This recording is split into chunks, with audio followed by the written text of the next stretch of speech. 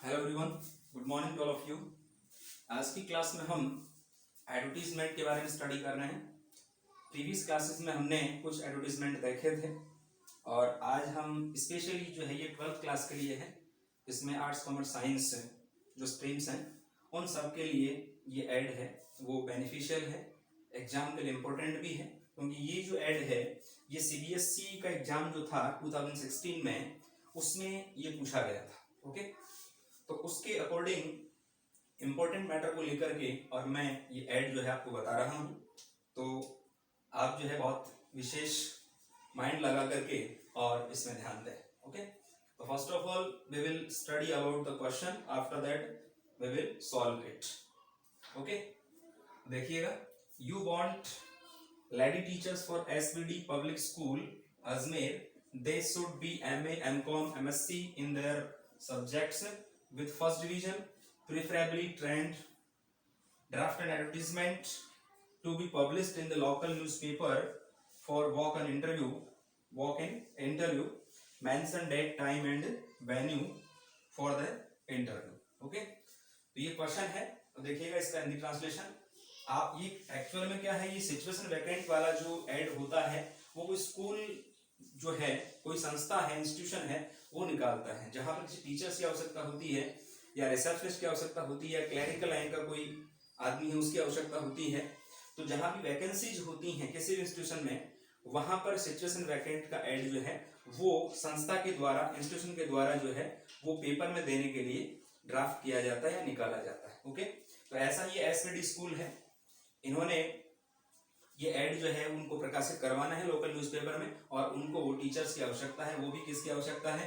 Lady teachers की आवश्यकता है। तो you want lady teachers for SBD public school, आप जो है SBD पब्लिक स्कूल के लिए लेडी टीचर्स चाहते हैं, वहां आवश्यकता है। ओके, ये SBD स्कूल कहाँ है? ये अजमेर में है। Okay, they should be MA, वो जो भी कैंडिडेट्स हैं, जो भी लेडी टीचर्स हैं, वो क्या, उनकी क्वालिफिकेशन क्या होनी चाहिए? या तो MA या फिर MCom या MSc, तीनों फैकल्टीज में ये जो है टीचर्स होनी चाहिए।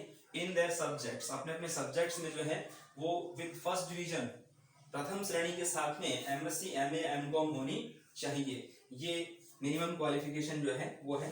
प्रीफरेबली ट्रेंड भी होना चाहिए, कहने का मतलब BEd भी उनका किया हुआ होना चाहिए।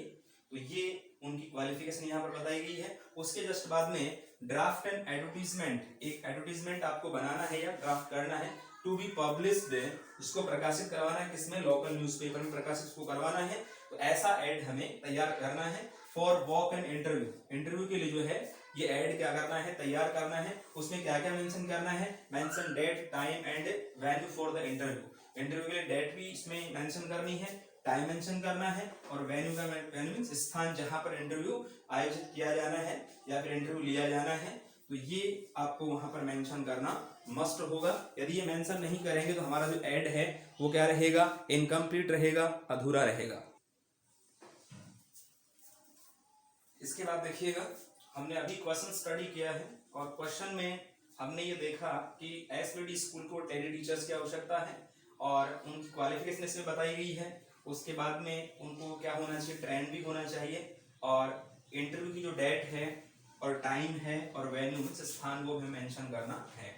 तो हमें क्वेश्चन को स्टडी करने के बाद ये पता चलता है कि ये क्वेश्चन जो है वो किस प्रकार का है या इसका आंसर हमें कैसे लिखना है। तो फर्स्ट ऑफ ऑल हमें क्या करना है? इसका जो हेडिंग है वो हमें डालना है, इसका टाइटल हमें क्वेश्चन को स्टडी करके ही डालना पड़ेगा। तो क्वेश्चन को स्टडी करने के बाद इसका टाइटल है वो क्या निकला या क्या हमने स्टडी किया? इसका टाइटल सिचुएशन वैकेंट, मतलब कहीं ना कहीं वैकेंसी जो है वो है।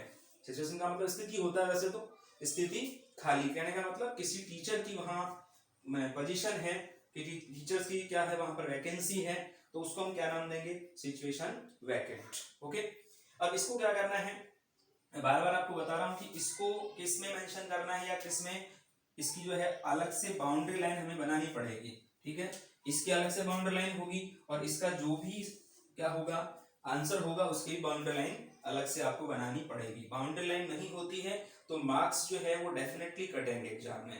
तो आप इस बाउंड्री लाइन का विशेष ध्यान रखें, टाइटल की बाउंड्री लाइन अलग बनाएं और आंसर जो है उसके साथ में उसकी बाउंड्री लाइन आपको अलग मेंशन करनी है।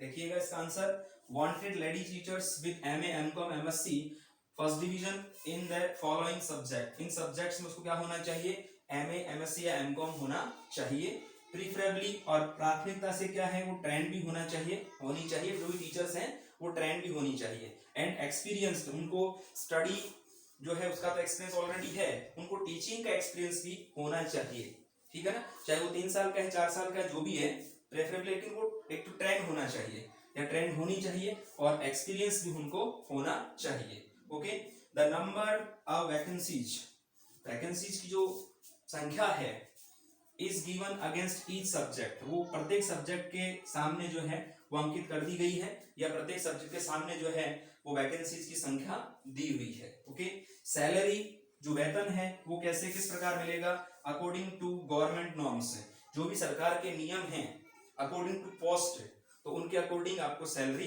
दी जाएगी। ओके, अगर कोई सेकंड ग्रेड का टीचर है या सेकंड ग्रेड की लेडी टीचर है उसको वैसा पेमेंट मिलना है, थर्ड ग्रेड तो थर्ड ग्रेड का मिलना है, फर्स्ट है तो फर्स्ट ग्रेड का मिलना है, जो भी है अकॉर्डिंग टू सब्जेक्ट जो है और अकॉर्डिंग टू गवर्नमेंट नॉर्म्स उनको क्या मिलना है, सैलरी मिलनी है। ओके, और वॉक इन इंटरव्यू, इंटरव्यू के लिए जब भी आए तो किसके साथ में आए, with original and photocopy of certificates, certificate की फोटोकॉपी और साथ में ओरिजिनल भी होने चाहिए, और कहाँ आना है, एट एसबीडी स्कूल अजमेर, ये तो क्या आ गया, ये तो आ गया इसका वेन्यू, मतलब जगह कहां पर इंटरव्यू देने जाना है, ठीक है, और उसके बाद में ये दे दिया क्या, डेट दे दिया, टाइम दे दिया 29 जुलाई 2021 एट 9 AM, तो ये टाइम आ गया और ये इसमें डेट मेंशन कर दी, क्योंकि क्वेश्चन में ये पहले से दिया हुआ था कि हमें डेट भी मेंशन करनी है, टाइम मेंशन करना है और वेन्यू मेंशन करना है, ठीक है, तो ये तीनों चीजें हमने यहाँ पर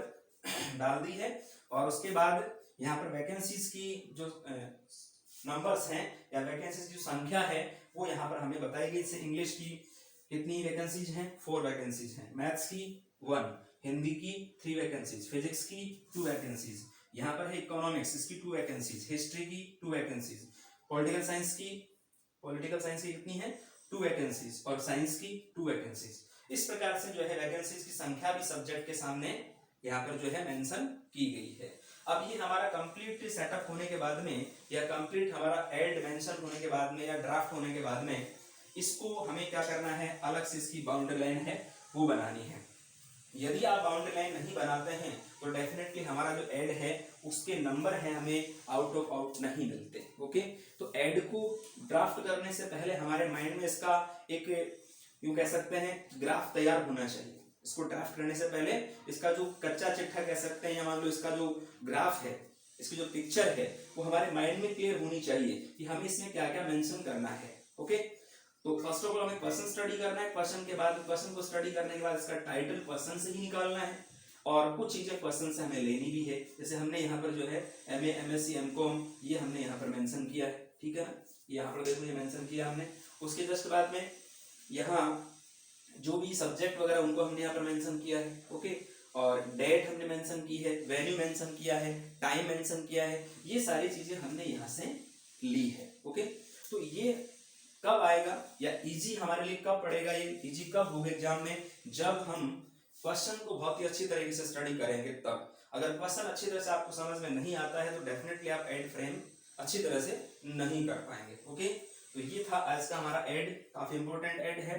सीबीएसई 2016 में ये एड है वो एग्जाम में पूछा जा चुका है, तो चांसेस बनते हैं कि 2022 में भी जो एग्जाम लगे आपका उसमें भी ये आने के चांसेस हैं। ओके, तो मिलते हैं एक नेक्स्ट एड के साथ में, तब तक आप स्टडी करें। कोई प्रॉब्लम है तो आप कमेंट बॉक्स में पूछ सकते हैं, और चैनल पे आप नए हैं तो प्लीज चैनल को सब्सक्राइब करें, लाइक करें और शेयर भी करें, अपने फ्रेंड्स को भी इस चीज के लिए बोलें ताकि उनको भी इस चीज का बेनिफिट मिल जाए। क्योंकि अब जो है 2 तारीख से मतलब 2 अगस्त से स्कूल्स जो हैं वो खुलने वाली हैं, तो आपको अपनी स्टडी पर ध्यान देना चाहिए। ओके, अब तक आपने स्टडी नहीं किया नो प्रॉब्लम, लेकिन अब आप स्टडी करने लग जाएं, क्योंकि 2 तारीख से आपकी school definitely according to government norms जो है वो खुलने वाली है। ओके, तो आप अभी थोड़ा सा इस पर ध्यान दें और 1 बाय 1 एक एक टॉपिक को आप स्टडी करते चलें, ताकि एग्जाम में आपको किसी प्रकार की कोई भी दिक्कत नहीं आए। तो मिलते हैं नेक्स्ट एड के साथ में, तब तक आप इसकी स्टडी करें। Thank you very much. जय हिंद, जय भारत, वंदे मातरम।